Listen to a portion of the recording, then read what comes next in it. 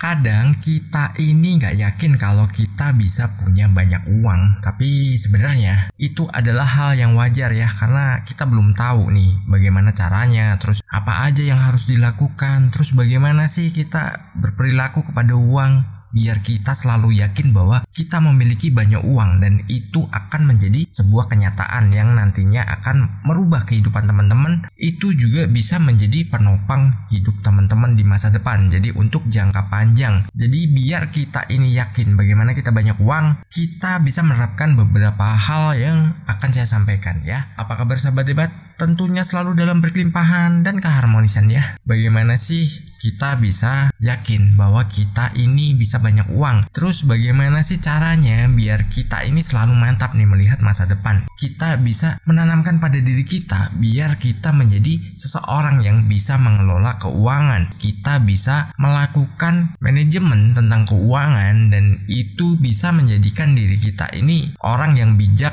dalam mengelola keuangan. Dan seperti biasa, ada 5 poin yang akan saya sampaikan di sini ya. Poin yang pertama adalah kita harus disiplin ya. Kita harus disiplin soal uang, soal pengelolaan uang. Gimana sih maksudnya disiplin?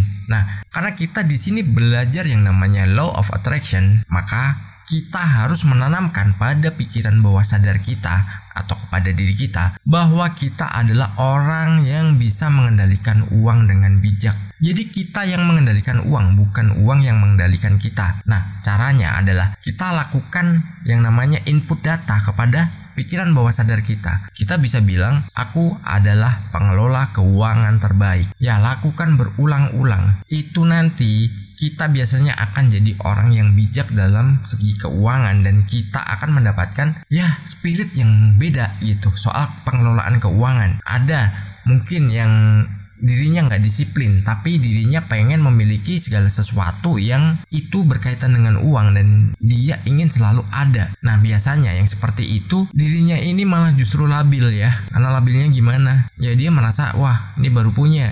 Terus ada orang yang ngajakin, yuk nongkrong yuk jalan yuk. Nah, dia berangkat. Ada lagi yang, yuk besok kita ketemuan arisan. Nanti dress code-nya pakai ini, pakai itu ya, wajib yang baru. Nah, ada komunitas yang seperti itu, mewajibkan tiap pertemuan itu menggunakan pakaian yang itu harus baru. Nah, kalau kita nggak memiliki yang namanya disiplin dalam keuangan, terus kita nggak menanamkan pada pikiran bawah sadar kita bahwa kita adalah orang yang bijak dalam mengelola keuangan, kita adalah pengelola keuangan yang baik, itu biasanya kita akan ikut arus. Kalau udah ikut arus, ya udah, nanti segala upaya akan kita lakukan daripada kita malu saat ketemu. Sedangkan orang lain yang mengajak atau mereka yang istilahnya juga satu komunitas, itu nggak peduli kita dapatnya dari mana, terus kondisi kita saat itu bagaimana, itu nggak peduli. Tapi kalau kita udah menanamkan bahwa diri kita adalah pengelola keuangan terbaik, terus kita adalah orang yang disiplin juga tentang keuangan, biasanya justru kita akan dijauhkan orang-orang seperti itu.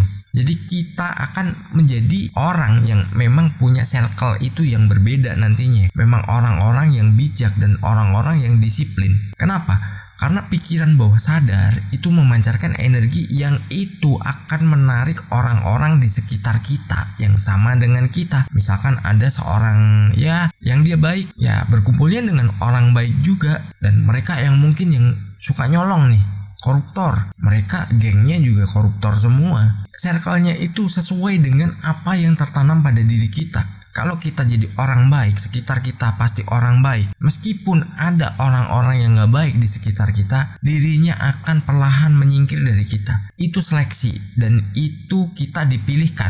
Jadi begini, saya pernah ada cerita juga ya. Saya dulu gabung di beberapa komunitas juga, termasuk saya mendirikan sebuah komunitas yang di situ luar biasa. Peserta saya itu tiap ketemu itu ratusan nih. Sedangkan saya sendiri baru bisa hadir itu sekitar 2 bulan sekali, karena saya tinggalnya jauh. Setelah itu makin lama makin kesini terbentuklah tuh circle-circle sendiri yang kita seolah-olah ini dapat seleksi, mana yang care, mana yang enggak, mana yang memanfaatkan, mana yang dia loyal. Ternyata di situ dipilihin. Dari yang loyal dan yang enggak, itu justru banyak yang enggak. Akhirnya apa? Mereka tersingkir dan saya punya circle sendiri. Nah, dari situ saya bergabung dengan sebuah komunitas yang Itu tadinya saya membantu untuk membesarkannya waktu itu. Setelah saya kumpulkan, setelah saya bantu besarkan, saya promosikan juga ya. Saya ngajak orang karena saya kasih referensi. Tapi di situ ada beberapa yang menilai saya ini orangnya paling beda, dan akhirnya apa? Saya dikeluarkan dari circle itu. Sebenarnya nggak dikeluarkan sih, saya sendiri yang keluar. Tapi karena permasalahan di dalam komunitas tersebut, itu tertanam pada diri kita. Kalau kita adalah pengendali keuangan atau kita pengelola keuangan yang baik, maka kita akan dikumpulkan dengan orang-orang yang bijak dengan keuangan. Contoh, orang yang mereka hidupnya sukses loh ya, bukan yang flexing loh ya. Mereka pasti bijak dalam mengelola keuangannya, dan mereka pasti disiplin dalam mengelola keuangannya, dan dirinya itu mencintai yang namanya uang. Bagaimana kita bisa mendapatkan uang dengan mudah kalau kita sendiri nggak mencintainya, kita nggak disiplin, kita nggak support kepada uang itu? Akhirnya apa? Habis-habisan. Jadi kita harus menanamkan disiplin, dan kita harus yakin untuk di jangka panjangnya. Kalau saat ini kita ditertawakan orang, ya biarin aja. Misalkan, wah kamu nih nggak punya apa-apa ya, HP-mu jadul, butut. Gue pakai HP nih yang gambar buah-buahan, seri terbaru, tipe tertinggi.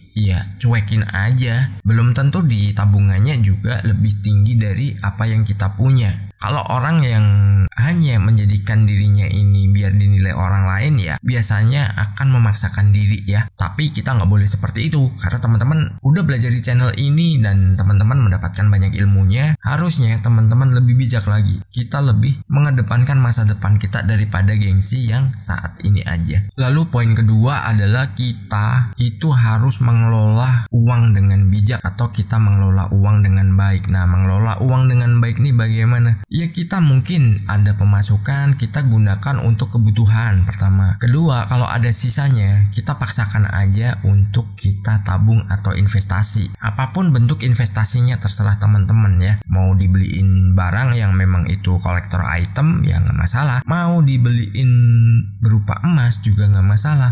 Dibeliin apapun yang itu nanti jangka panjangnya akan memiliki nilai jual yang lebih tinggi dari harga saat ini, gak ada masalah. Kita mengelola keuangan yang baik itu bukan berarti kita pelit. Kita berhemat itu kita akan menjadi orang yang jangka panjangnya jauh lebih enak lagi hidupnya. Dalam artian hemat bukan terus kita pelitnya minta ampun, bukan ya. Tapi berhemat itu adalah kita mengurangi untuk menggunakan uang itu untuk hal-hal yang nggak perlu. Jadi kita hanya fokus pada apa yang kita butuhkan, bukan apa yang kita inginkan. Toh sekali-sekali pengen memanjakan diri, ya silahkan. Kita pengen membeli sesuatu memang untuk biar kita ini ngasih penghargaan ke diri sendiri juga nggak ada masalah. Cuman selama proses berjalan, usahakan kita kelola dengan baik dan kita kelola dengan bijak ya. Nyambung dengan poin pertama, disiplin. Jadi kalau kita udah disiplin, mungkin nggak lama kita itu akan menikmati hasilnya. Jangka berapa tahun ke depan kalau kita bisa konsisten di situ, kita akan menikmati hasilnya dan kita akan mendapatkan buah yang itu sangat manis rasanya. Mungkin diketawain, nggak pernah nongkrong, nggak pernah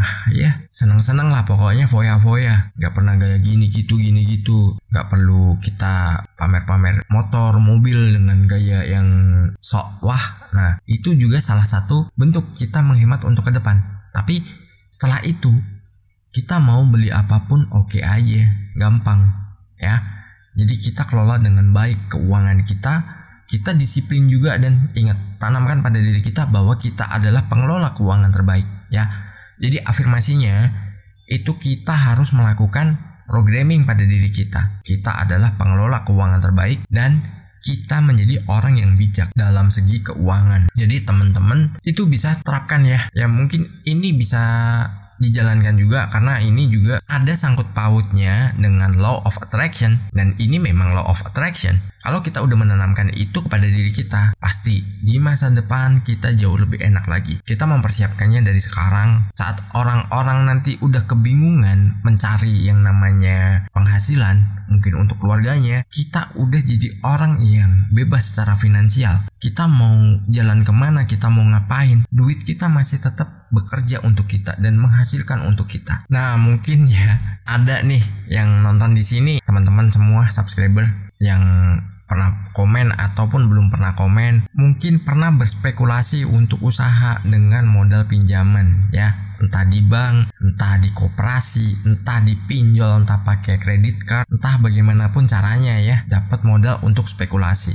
Usahakan kita ini jangan berspekulasi dengan pinjaman ya, karena apa? Kita belum tahu manajemen kita ke depan ini bagaimana. Apalagi mungkin yang menerapkan itu sebelum pandemi. Nah, setelah pandemi udah pola berubah, pola ekonomi juga mulai melakukan perubahan. Nah, itu bahaya. Saat kita terjebak di situ, kita ini mau keluarnya nih susah. Jadi ibarat kita dapat penghasilan, itu larinya cuman ke situ aja. Kita lebih prioritaskan untuk menyelesaikan apa yang menjadi tanggungan kita tersebut. Jangan pernah berspekulasi dengan yang namanya pinjaman ya, hutang ya. Untuk ngembangin usaha, itu bisa dilakukan dengan modal seadanya. Kembangkan aja, kita cari caranya. Kecuali kalau memang usaha Anda udah besar dan butuh suntikan dana, dan untuk membesarkan lagi ya itu bisa kita toleransi. Tapi kebanyakan ada orang baru mau memulai, tapi biasanya dia justru akan mengambil pinjaman ke bank atau entah kemana, entah pinjol atau rentenir atau apapun, yang penting dapat duit akhirnya untuk diputar, dan begitu udah setengah jalan kelimpungan.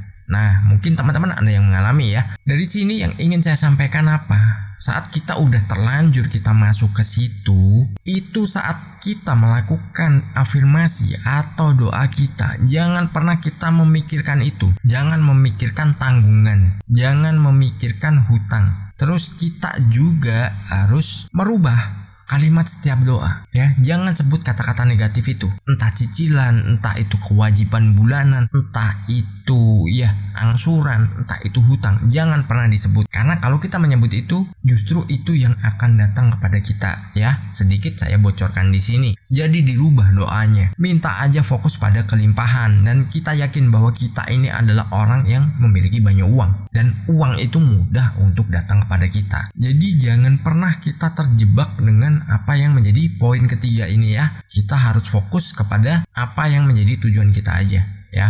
Jadi fokus aja pada keberlimpahan. Poin keempat adalah kita bijak untuk pengeluaran. Jadi kita harus memiliki sikap yang bijak untuk pengeluaran. Seperti tadi saya bilang, kita utamakan kebutuhan daripada keinginan. Jadi misalkan memang kalau kita benar-benar butuh ya keluarkan uang kita, nggak ada masalah. Tapi kalau hanya keinginan, hanya untuk biar kita bisa eksis di komunitas kita, ataupun kita melakukan kegiatan-kegiatan yang memang itu sebenarnya menjadi liabilitas, itu mending dihindari. Kita harus disiplin dalam keuangan juga.